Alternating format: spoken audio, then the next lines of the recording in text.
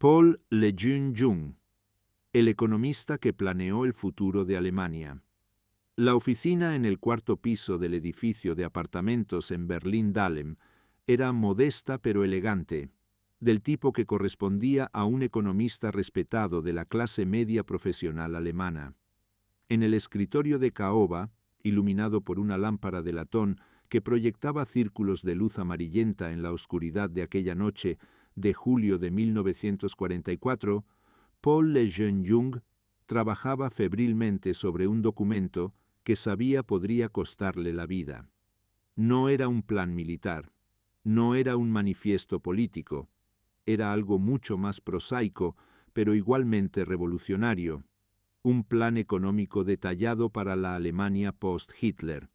Sus manos, las manos de un hombre de 54 años, acostumbrado más a la pluma que a la espada, temblaban ligeramente mientras escribía. No era miedo lo que las hacía temblar, aunque tenía sobradas razones para estar aterrorizado. La Gestapo estaba en todas partes. Un solo vecino demasiado curioso, una sola palabra imprudente, y todo terminaría en tortura y ejecución. No. Sus manos temblaban por la intensidad de la concentración, por la urgencia de plasmar en papel todo lo que había estado elaborando en su mente durante meses, quizás años, porque Paul Lejeune-Jung entendía algo que muchos de sus compatriotas aún no comprendían, que eliminar a Hitler era solo el primer paso, quizás el más fácil. Lo verdaderamente difícil vendría después, cuando Alemania, destrozada y desangrada, tuviera que reconstruirse desde las cenizas. ¿Cómo había llegado hasta aquí este economista católico, este hombre de números y teorías fiscales, este profesional respetado que podría haber pasado la guerra cómodamente en su oficina calculando estadísticas? Para entender la extraordinaria transformación de Paul Lejeune-Jung de economista ortodoxo a conspirador condenado a muerte, debemos retroceder décadas a una Alemania muy diferente, cuando un joven brillante comenzaba a descubrir que los números, lejos de ser abstracciones áridas, contaban historias profundamente humanas sobre prosperidad y miseria, justicia e injusticia, esperanza y desesperación. Paul Lejeune-Jung nació el 30 de marzo de 1882 en Colonia, en el corazón de la región católica de Renania, en una familia que encarnaba perfectamente esa clase media profesional alemana que formaba la columna vertebral de la sociedad imperial. Su padre era un respetado abogado con una práctica próspera, un hombre de principios firmes arraigados en la tradición católica, que creía profundamente en conceptos como el deber, la honestidad, el servicio a la comunidad y la responsabilidad social. Su madre provenía de una familia burguesa con conexiones en el mundo de los negocios y la educación. Desde su nacimiento, Paul fue criado en un ambiente donde el catolicismo no era simplemente una religión dominical, sino una filosofía de vida completa que informaba cada decisión, cada juicio moral, cada comprensión de cómo debería funcionar una sociedad justa. La Colonia de finales del siglo XIX era una ciudad fascinante, un lugar donde el pasado medieval aún era visible en la magnífica catedral gótica que dominaba el horizonte urbano, pero donde al mismo tiempo la modernidad industrial transformaba el paisaje con fábricas, ferrocarriles y nuevas tecnologías. Era una ciudad profundamente católica en un imperio alemán dominado por Prusia protestante, lo que le daba un cierto carácter de resistencia cultural, una sensación de ser parte de Alemania, pero también distintamente diferente, con sus propias tradiciones, sus propios valores, su propia visión de lo que significaba ser alemán. Crecer en este ambiente dejó marcas profundas en el joven Paul. El catolicismo renano al que estuvo expuesto no era la variedad ultramontana reaccionaria que dominaba en algunas partes de Europa. Era un catolicismo social, influenciado por pensadores como el obispo Wilhelm Emanuel von Ketteler, que argumentaba que la Iglesia tenía la obligación moral de preocuparse no solo por las almas de los fieles, sino también por sus condiciones materiales de vida. Esta tradición del catolicismo social, con su énfasis en la dignidad del trabajador, en la justicia económica, en la necesidad de estructuras sociales que permitieran a todos los seres humanos vivir vidas dignas, se convertiría en el fundamento moral de todo el trabajo posterior de Lejeune Jung. En el Gymnasium de Colonia, Paul destacaba particularmente en matemáticas y humanidades, una combinación poco común, pero extraordinariamente valiosa. Tenía la capacidad analítica del matemático, la habilidad de descomponer problemas complejos en sus componentes básicos, de ver patrones donde otros veían solo caos, de aplicar lógica rigurosa a cuestiones intrincadas, pero al mismo tiempo tenía la sensibilidad del humanista, la comprensión de que los números siempre representaban realidades humanas, que detrás de cada estadística había personas reales con vidas reales, esperanzas reales, sufrimientos reales. Cuando llegó el momento de elegir una carrera universitaria, Paul se sintió atraído por la economía, esa ciencia relativamente nueva que prometía aplicar métodos rigurosos, casi matemáticos, al estudio de cómo las sociedades producían, distribuían y consumían riqueza. Estudió en las universidades de Bonn, Berlín y Múnich, las instituciones más prestigiosas de Alemania para el estudio de la economía. Fueron años de formación intelectual intensa, donde estuvo expuesto a las grandes corrientes de pensamiento económico de la época, el liberalismo clásico con su fe en los mercados libres, el socialismo con su crítica de la injusticia capitalista, y la escuela histórica alemana de economía que enfatizaba la importancia del contexto histórico y cultural específico en el desarrollo económico. Lo que distinguía a Lejeune Jung de muchos de sus compañeros estudiantes era su constante esfuerzo por integrar su fe católica con su comprensión económica. No veía contradicción entre ser un católico devoto y un economista riguroso.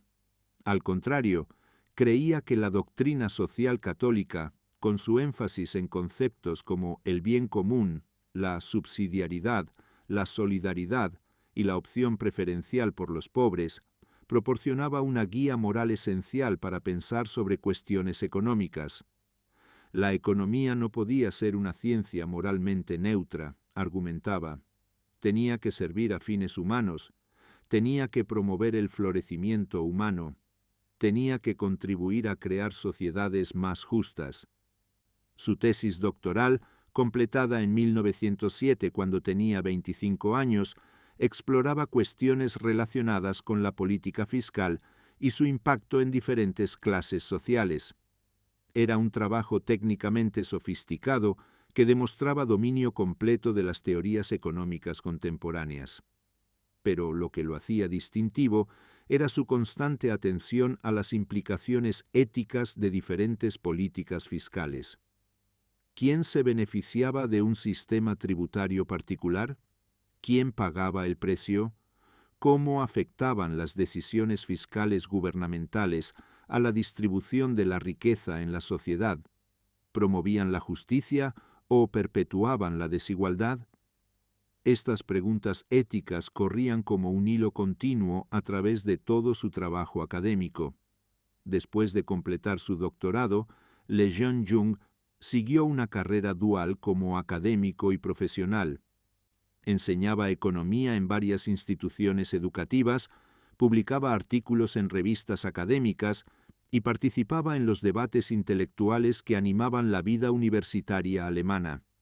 Pero al mismo tiempo, trabajaba como consultor económico para diversas organizaciones, incluyendo sindicatos católicos, asociaciones empresariales y ocasionalmente para gobiernos locales que necesitaban asesoramiento sobre política fiscal o reformas administrativas. Esta combinación de experiencia académica y práctica resultó ser extraordinariamente valiosa. A diferencia de los economistas puramente teóricos, que a veces perdían contacto con las realidades prácticas, Le Jeune Jung entendía cómo funcionaban realmente las economías, cómo las decisiones políticas se traducían en consecuencias concretas para personas reales. Y a diferencia de los profesionales puramente prácticos, que a veces carecían de marcos teóricos coherentes, él podía situar problemas específicos dentro de contextos analíticos más amplios. Durante la Primera Guerra Mundial, como muchos académicos y profesionales alemanes con habilidades especializadas, Le Jeune Jung fue reclutado para trabajar en la administración de guerra. No luchó en las trincheras. Su campo de batalla era el papel. Su arma era la pluma estilográfica. Su enemigo era el caos económico que amenazaba con colapsar el esfuerzo de guerra alemán desde dentro. Trabajaba en cuestiones relacionadas con el financiamiento de la guerra, con la asignación de recursos escasos entre necesidades militares y civiles competitivas, con la gestión de la inflación que comenzaba a erosionar el valor del marco alemán. Fueron años agotadores y profundamente reveladores. Le Jeune Jung vio de primera mano cómo un Estado, incluso uno tan poderoso y organizado como el Imperio alemán, podía ser llevado al borde del colapso por las demandas insostenibles de una guerra total prolongada. Vio cómo las decisiones económicas aparentemente técnicas tenían consecuencias humanas devastadoras, racionamientos que dejaban a las familias al borde del hambre, inflación que destruía los ahorros de toda una vida, disrupciones del comercio que causaban desempleo masivo, y vio cómo los políticos y militares, en su desesperación por ganar la guerra, adoptaban medidas económicas cada vez más irracionales que hipotecaban el futuro de Alemania. Cuando el imperio finalmente colapsó en noviembre de 1918, cuando el Kaiser huyó al exilio y la República de Weimar emergió de las ruinas, Paul Le Jeune Jung tenía 36 años y una comprensión profunda, ganada con dificultad, de cuán frágiles eran incluso las estructuras políticas y económicas aparentemente más sólidas. La guerra le había enseñado que nada era inevitable, que los desastres podían evitarse con políticas racionales, pero también que podían causarse por incompetencia, ideología ciega y el rechazo a enfrentar realidades incómodas. La República de Weimar representaba para Le Jeune Jung una oportunidad histórica extraordinaria, pero también peligrosamente frágil. Por primera vez, Alemania era una democracia.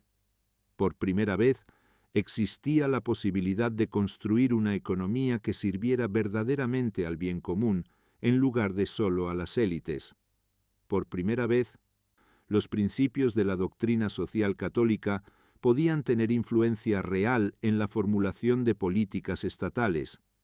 Pero al mismo tiempo, Alemania enfrentaba desafíos económicos de una magnitud aterradora.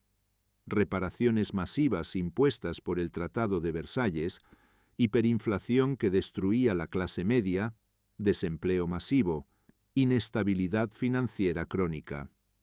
Le Jeune Jung se involucró activamente en la política de Weimar a través del Partido del Centro Católico, esa formación política que representaba los intereses de los católicos alemanes y que jugó un papel crucial en mantener la estabilidad de la República durante sus turbulentos años de existencia.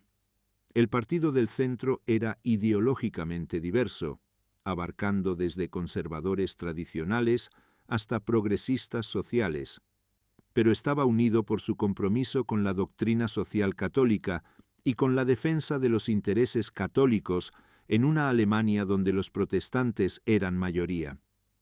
En 1921, con apenas 39 años, Le Jeune Jung fue elegido miembro del Reichstag, el Parlamento alemán, representando al Partido del Centro. Durante los siguientes años, se convertiría en uno de los parlamentarios más respetados en cuestiones económicas, un experto al que incluso oponentes políticos escuchaban con atención, cuando hablaba sobre finanzas públicas, política fiscal, comercio internacional o reformas monetarias. No era un orador carismático del tipo que incendiaba pasiones o movía masas. Su fuerza radicaba en su dominio absoluto de los detalles técnicos, en su capacidad de explicar cuestiones económicas complejas de manera comprensible, y en su reputación bien ganada de honestidad intelectual y ausencia de demagogia. Durante la crisis de la hiperinflación de 1923, cuando el marco alemán colapsó hasta el punto de que se necesitaban billones de marcos para comprar una barra de pan, Le Jeune Jung fue una de las voces más insistentes exigiendo medidas drásticas para estabilizar la moneda. Participó activamente en los debates sobre la introducción del Rentenmark, la nueva moneda que finalmente detuvo la hiperinflación y permitió que Alemania comenzara a recuperarse económicamente. Su contribución técnica a esta reforma monetaria crucial fue significativa, aunque como es típico en la política, el crédito público fue principalmente para figuras más prominentes. Los años medios de la República de Weimar, aproximadamente de 1924 a 1929, fueron relativamente prósperos para Alemania. La economía se estabilizó, el desempleo disminuyó, hubo un florecimiento cultural extraordinario y parecía que finalmente Alemania había encontrado su equilibrio después de los traumas de la guerra y el caos de la hiperinflación. Le Jeune Jung utilizó estos años para desarrollar y promover su visión de una economía social de mercado, un sistema que combinaría la eficiencia de los mercados libres con la justicia de la intervención estatal para proteger a los más vulnerables y promover el bien común. Era una visión que anticipaba en muchos aspectos lo que eventualmente se convertiría en el modelo de la economía social de mercado de la República Federal Alemana después de la Segunda Guerra Mundial.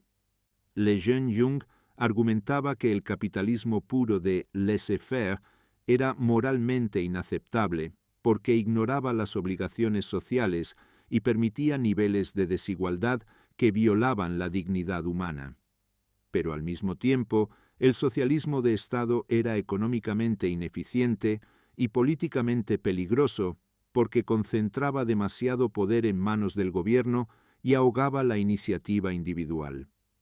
Lo que se necesitaba era un tercer camino que preservara los mercados como mecanismos de asignación de recursos, pero los enmarcara dentro de regulaciones que aseguraran justicia social, que protegieran a los trabajadores, que proporcionaran redes de seguridad social y que limitaran el poder de los monopolios. Pero entonces llegó 1929 y con ella la Gran Depresión que barrió el mundo. Para Alemania, extraordinariamente dependiente del capital extranjero y de las exportaciones, el impacto fue devastador. En cuestión de meses, la economía alemana se derrumbó. El desempleo se disparó hasta niveles catastróficos, llegando a más de 6 millones de personas sin trabajo en el punto más bajo. Bancos quebraban semanalmente. Negocios cerraban por miles. Las familias perdían sus hogares, sus ahorros, su seguridad. Y en este contexto de desesperación económica, los extremismos políticos florecieron. Le Jeune Jung observaba con creciente alarma cómo el partido nazi de Adolf Hitler crecía de una organización marginal de extrema derecha a un movimiento de masas formidable.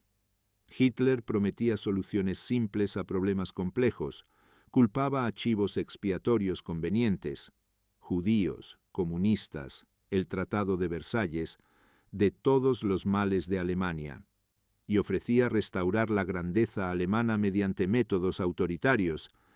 Era exactamente el tipo de demagogia económica que Le Jeune Jung más despreciaba. Promesas imposibles, análisis simplistas, apelaciones al resentimiento y el odio en lugar de a la razón y la solidaridad.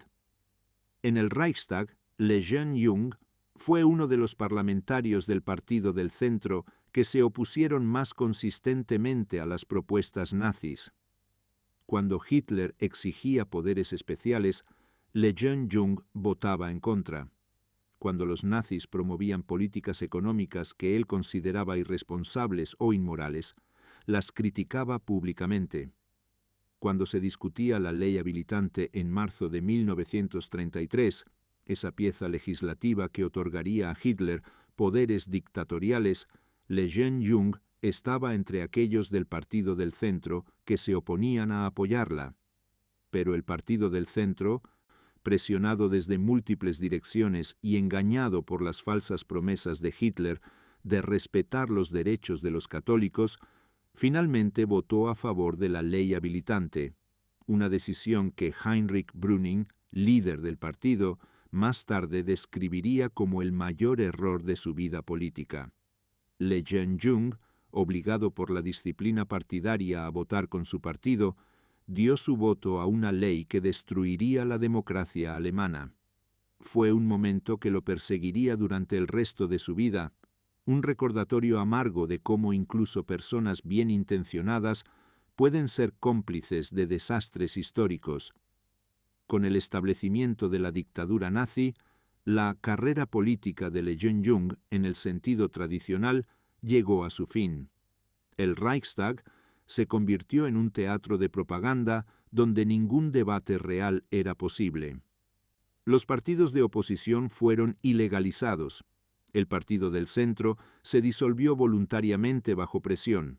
Lejeune-Jung se retiró de la vida política pública y volvió a su trabajo como economista profesional, asesorando a empresas privadas y escribiendo análisis económicos que tenía que autocensurar cuidadosamente para evitar problemas con las autoridades nazis. Pero aunque se había retirado de la política visible, Lejeune-Jung no había dejado de ser políticamente consciente o moralmente comprometido. Al contrario, a medida que pasaban los años y el verdadero carácter del régimen nazi se revelaba cada vez más claramente, su oposición interna se endurecía. Veía cómo las políticas económicas nazis, aunque superficialmente exitosas en reducir el desempleo mediante programas masivos de obras públicas y rearme militar, estaban en realidad conduciendo a Alemania hacia un callejón sin salida. La economía nazi dependía completamente de la preparación para la guerra. No era sostenible a largo plazo y conducía inevitablemente a la guerra misma, porque solo mediante la conquista y el saqueo de otros países podía Alemania esperar mantener el nivel de gasto militar que el régimen consideraba necesario. Como economista con acceso a datos que no estaban disponibles para el público general, Lejeune-Jung podía ver la verdad detrás de la propaganda. Podía ver que Alemania estaba financiando su rearme mediante trucos contables insostenibles, que la deuda pública estaba creciendo a niveles peligrosos, que la economía estaba siendo distorsionada de maneras que la harían incapaz de funcionar eficientemente en tiempos de paz, que el régimen estaba hipotecando el futuro económico de Alemania por ganancias políticas a corto plazo, y sabía, con la certeza que solo el análisis económico riguroso puede proporcionar, que esto terminaría en catástrofe. Cuando estalló la guerra en septiembre de 1939, Lejeune-Jung supo inmediatamente que Alemania estaba condenada. Podría ganar batallas iniciales, pero en una guerra prolongada contra las economías combinadas de Gran Bretaña, Francia, la Unión Soviética y eventualmente Estados Unidos, no tenía ninguna posibilidad. Era matemática simple. Alemania no tenía ni los recursos naturales, ni la capacidad industrial, ni las líneas de suministro seguras, ni las reservas financieras para sostener una guerra global prolongada. Hitler había apostado todo a una estrategia de guerra relámpago que asumiría victorias rápidas antes de que los recursos limitados de Alemania se agotaran. Cuando esa estrategia falló ante Moscú en el invierno de 1941-42, el destino de Alemania estaba sellado. Fue en este contexto de desesperación creciente que Paul Lejeune fue contactado por Karl Friedrich Goerdeler, el exalcalde de Leipzig, que se había convertido en uno de los líderes civiles más importantes de la resistencia contra Hitler. Goerdeler conocía la reputación de Lejeune como economista brillante y como católico comprometido con principios morales claros. Y Goerdeler necesitaba exactamente ese tipo de persona para un trabajo crucial: diseñar el plan económico para la Alemania post-Hitler. Lejeune escuchó la propuesta de Goerdeler con una mezcla de emoción, terror y determinación. Sabía perfectamente bien los riesgos. Participar en una conspiración para derrocar a Hitler era traición según las leyes nazis, punible con muerte por tortura.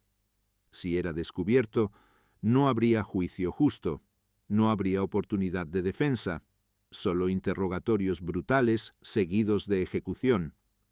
Y su participación no pondría en peligro solo su propia vida, sino también las vidas de su esposa, sus hijos, cualquiera asociado con él.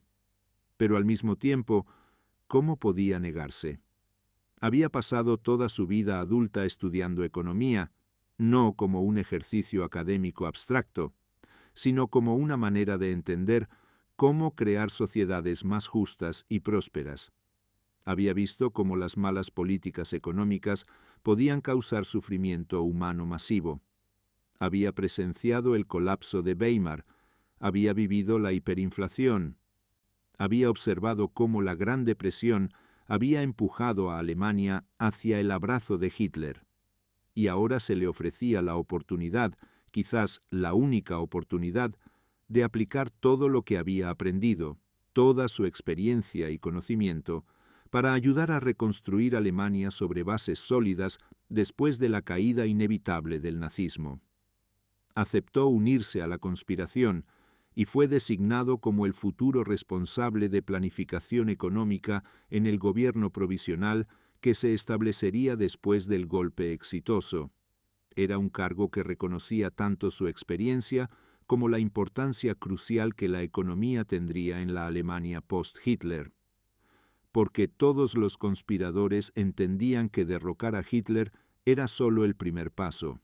El verdadero desafío vendría después, cuando tuvieran que estabilizar un país en caos, hacer las paces con los aliados, reconstruir una economía destrozada y crear las condiciones para una democracia duradera. Durante los meses siguientes, Lejeune trabajó incansablemente, en el máximo secreto, en lo que sería su obra maestra, un plan económico integral para la transición de la Alemania nazi a una Alemania democrática y próspera. Era un trabajo de una complejidad abrumadora. Tenía que considerar decenas de problemas simultáneos, cada uno de ellos difícil en sí mismo. Cómo desmontar la economía de guerra y convertirla en una economía de paz. Cómo lidiar con la deuda masiva que el régimen nazi había acumulado. Cómo restablecer el comercio internacional cuando Alemania había violado todos los acuerdos comerciales. ¿Cómo reintegrar a millones de soldados en la economía civil? ¿Cómo alimentar a una población hambrienta cuando la agricultura había sido descuidada durante años? ¿Cómo reconstruir ciudades que estaban siendo bombardeadas hasta convertirlas en escombros? El plan que Lejeune elaboró era notable por su combinación de idealismo moral y pragmatismo duro. En el lado idealista, insistía en que la nueva Alemania debía construirse sobre principios de justicia social, que no podía simplemente restaurar las estructuras económicas que habían existido antes de Hitler, porque esas estructuras habían contribuido a crear las condiciones que permitieron el ascenso del nazismo. Tenía que haber una reforma agraria para romper el poder de los grandes terratenientes prusianos. Tenía que haber codeterminación en las empresas, dando a los trabajadores voz en las decisiones corporativas. Tenía que haber un sistema de bienestar social robusto que protegiera a los más vulnerables. Tenía que haber regulación de los mercados para prevenir la concentración excesiva de poder económico. En el lado pragmático, reconocía que Alemania estaría en una posición de debilidad extrema después de la derrota, que dependería completamente de la buena voluntad de los aliados para sobrevivir, y que por lo tanto no podría permitirse el lujo de ser orgullosa o intransigente en las negociaciones. Tendría que aceptar reparaciones, tendría que aceptar restricciones en su soberanía económica, tendría que aceptar la ocupación y el control aliado de aspectos clave de su economía. Todo esto era humillante, pero era el precio necesario de la supervivencia. Lo más impresionante del plan de Lejeune era su visión de largo plazo. No se trataba simplemente de sobrevivir los primeros meses caóticos después del colapso del régimen nazi. Se trataba de crear las bases para una prosperidad duradera, para una economía que pudiera sostener una democracia estable, para una Alemania que pudiera reintegrarse en la comunidad de naciones civilizadas. Y Lejeune creía firmemente que esto solo era posible mediante la integración europea. Alemania tenía que abandonar las fantasías nacionalistas de autarquía y grandeza imperial. Tenía que aceptar que su futuro estaba vinculado al de sus vecinos europeos, que la prosperidad común era más valiosa que la dominación, que la cooperación era más inteligente que el conflicto. Estas ideas eran extraordinariamente adelantadas a su tiempo. Lejeune estaba imaginando, en 1943-44, lo que eventualmente se convertiría en la Comunidad Europea y luego en la Unión Europea. Estaba anticipando el mercado común, la integración económica europea, la reconciliación franco-alemana. Todo esto parecía una fantasía utópica en medio de la guerra más destructiva de la historia humana. Pero Lejeune entendía que la economía podía ser una fuerza para la paz, que crear interdependencias económicas profundas entre naciones era una de las maneras más efectivas de prevenir futuros conflictos. El 20 de julio de 1944, cuando Stauffenberg colocó su bomba bajo la mesa de conferencias de Hitler, Paul Lejeune esperaba en su apartamento en Berlín, con sus planes económicos cuidadosamente guardados, listo para ser llamado a servir. Había ensayado mentalmente lo que diría en las primeras reuniones con los comandantes militares que tomarían el control después de la muerte de Hitler. Había identificado a las personas clave que necesitaría reclutar para su equipo económico. Había preparado borradores de los primeros decretos económicos que se emitirían. Todo estaba listo. Solo faltaba la confirmación de que Hitler había muerto. Pero Hitler no murió. Y cuando quedó claro que el golpe había fracasado, Lejeune supo que su vida había terminado. Los nazis descubrirían su participación en la conspiración, encontrarían sus documentos, lo arrestarían, lo torturarían, lo ejecutarían. La única pregunta era cuánto tiempo pasaría antes de que la Gestapo llamara a su puerta. Intentó destruir la evidencia más incriminatoria, quemando documentos en su chimenea, pero sabía que era inútil. Había demasiada evidencia, demasiados contactos conocidos con otros conspiradores, demasiadas reuniones sospechosas. Los nazis eran muchas cosas, pero no eran estúpidos cuando se trataba de investigar conspiraciones. Tenían años de experiencia cazando oposición, tenían informantes en todas partes, tenían métodos de interrogatorio que eventualmente quebraban a casi cualquiera. La Gestapo llegó a arrestar a Lejeune el 23 de julio de 1944, apenas 3 días después del fallido golpe. Lo arrastraron de su apartamento sin siquiera permitirle despedirse apropiadamente de su familia. Lo llevaron a la prisión de Lehrterstrasse, donde tantos otros conspiradores ya estaban detenidos o habían pasado antes de ser transferidos a otros lugares para juicio y ejecución. Los interrogatorios fueron brutales.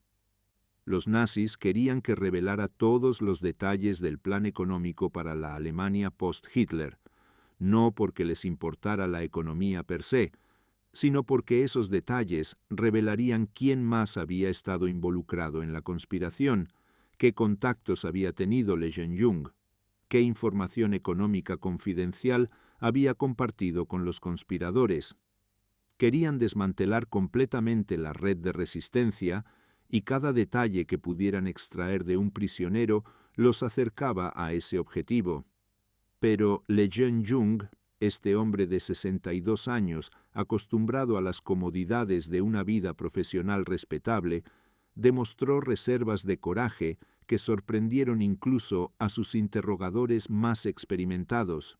Soportó las palizas, la privación del sueño, las amenazas contra su familia, sin proporcionar información útil sobre otros conspiradores. Admitió su propia participación porque negarla era obviamente inútil, pero protegió a otros siempre que pudo. Su juicio ante el Tribunal del Pueblo fue programado para septiembre de 1944. Roland Freisler, el notorio juez fanático que presidía estos espectáculos de justicia, estaba particularmente interesado en el caso de Lejeune-Jung.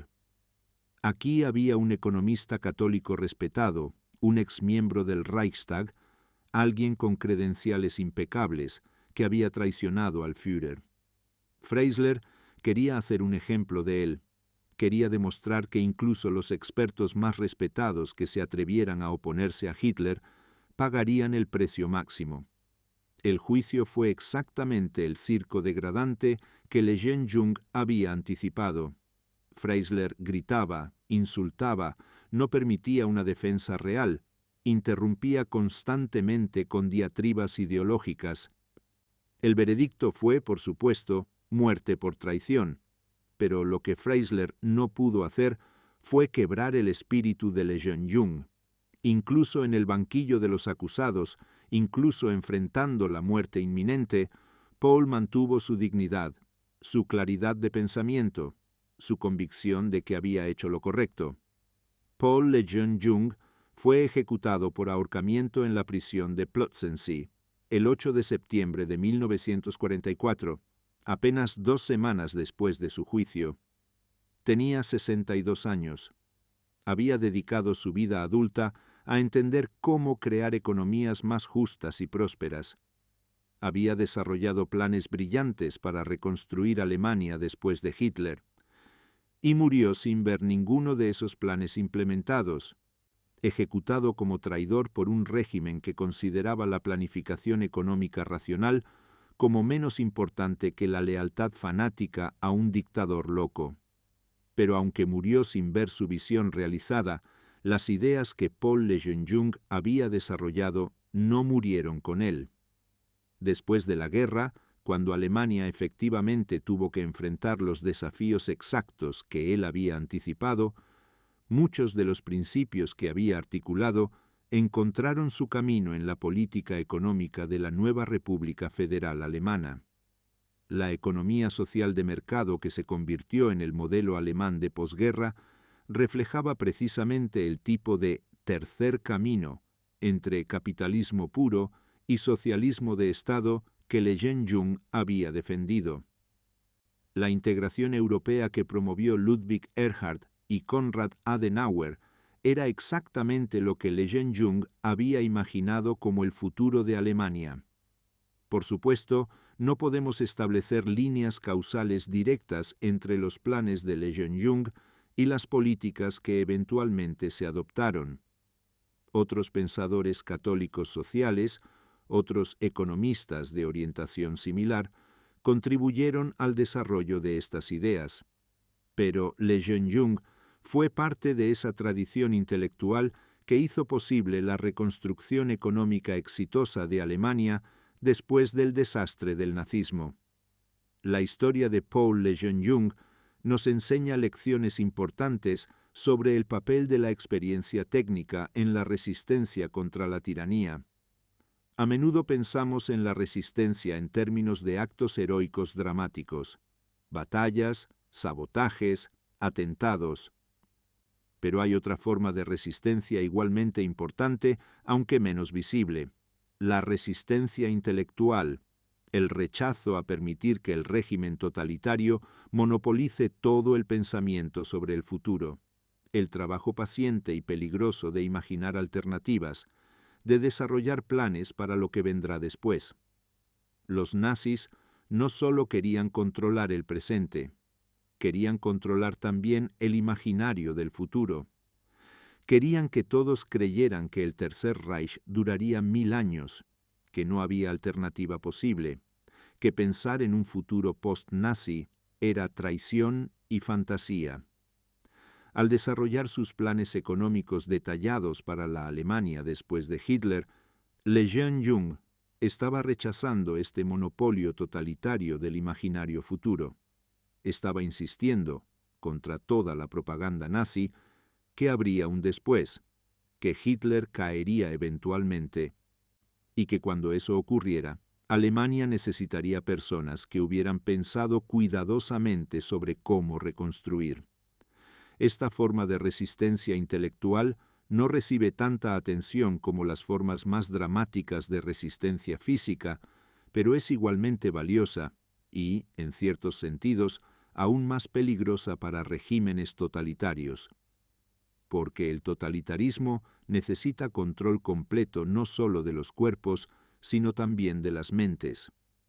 Necesita que las personas interioricen la inevitabilidad del régimen, que dejen de imaginar alternativas. Cuando personas como Le Jeune Jung continuaban imaginando, planificando, preparándose para un futuro diferente, estaban minando ese control totalitario a un nivel fundamental. La historia de Le Jeune Jung también nos recuerda la importancia de las convicciones morales arraigadas en tradiciones filosóficas o religiosas profundas. Su oposición al nazismo no surgió simplemente de cálculos políticos pragmáticos. Surgió de su fe católica y su compromiso con la doctrina social católica. Creía que los seres humanos tenían dignidad inalienable otorgada por Dios, que la sociedad tenía obligaciones morales hacia todos sus miembros, que la economía debía servir al bien común y no solo a intereses particulares. Estas convicciones lo sostuvieron cuando el pragmatismo podría haberlo llevado a la colaboración o al silencio. En nuestro tiempo, cuando a menudo se considera que las convicciones religiosas profundas son obsoletas o incluso peligrosas, la historia de Le Jeune Jung nos recuerda que las tradiciones religiosas pueden ser fuentes de resistencia moral contra la injusticia. El catolicismo social que informaba su pensamiento proporcionaba un marco ético desde el cual criticar tanto el capitalismo desenfrenado como el socialismo totalitario, tanto el individualismo egoísta como el colectivismo opresivo. Le daba un punto de vista moral desde el cual el nazismo podía ser juzgado y encontrado absolutamente inaceptable. Por supuesto, debemos reconocer también que el catolicismo institucional en Alemania fue profundamente comprometido durante el período nazi. La Iglesia Católica firmó un concordato con Hitler en 1933. Muchos católicos alemanes apoyaron al régimen nazi, o al menos no se opusieron activamente. El Partido del Centro, del cual Le Jeune Jung había sido miembro prominente, votó por la ley habilitante que otorgó poderes dictatoriales a Hitler. La resistencia católica al nazismo existió, pero fue minoritaria. Esto significa que no podemos simplemente decir los católicos se opusieron a Hitler como si fuera una categoría monolítica. Algunos católicos, como Le Jeune Jung, resistieron heroicamente. Otros colaboraron entusiastamente. La mayoría probablemente estaban en algún lugar en el medio, incómodos con aspectos del nazismo, particularmente su anticristianismo militante y sus ataques a las instituciones católicas, pero dispuestos a acomodarse al régimen para proteger sus propios intereses institucionales. Lo que distinguía a Le Jeune Jung era su negativa a permitir que el interés institucional de la Iglesia, o las consideraciones pragmáticas sobre la supervivencia política anularan sus convicciones morales fundamentales. Había llegado a la conclusión de que el nazismo era incompatible con los principios cristianos más básicos, y que por lo tanto tenía que ser resistido independientemente de las consecuencias. Esta claridad moral, esta negativa a racionalizar o comprometer principios fundamentales, es lo que lo convirtió en héroe. El plan económico que Lejeune Jung desarrolló para la Alemania post-Hitler, aunque nunca fue implementado directamente porque él murió antes del final de la guerra, representa un documento fascinante de planificación utópica, en el mejor sentido de la palabra. No era utópico en el sentido de ser irrealista o desconectado de realidades prácticas. Al contrario, estaba meticulosamente fundamentado en análisis económico sólido y en comprensión realista de los desafíos que Alemania enfrentaría. Era utópico en el sentido más noble. Articulaba una visión de cómo las cosas podrían ser mejores, de cómo una sociedad podría organizarse más justamente, de cómo la economía podría servir verdaderamente al florecimiento humano. En su plan, Lejeune Jung imaginaba una Alemania donde la propiedad privada sería respetada pero regulada para prevenir abusos, donde los mercados serían libres pero no desenfrenados, donde habría competencia pero también cooperación, donde el Estado intervendría para corregir fallas del mercado, pero no ahogaría la iniciativa privada, donde los trabajadores tendrían voz en las empresas, pero no dominarían completamente, donde habría protección social robusta, pero no clientelismo estatal que destruyera la responsabilidad personal. Era una visión equilibrada que intentaba incorporar lo mejor de múltiples tradiciones: la eficiencia económica del liberalismo, la justicia social del socialismo, la subsidiariedad y solidaridad de la doctrina católica, el pragmatismo alemán, el compromiso con los derechos humanos del pensamiento democrático occidental. Y aunque nunca fue implementado exactamente como Lejeune Jung lo había imaginado, su espíritu informó gran parte de la reconstrucción económica de la Alemania occidental de posguerra.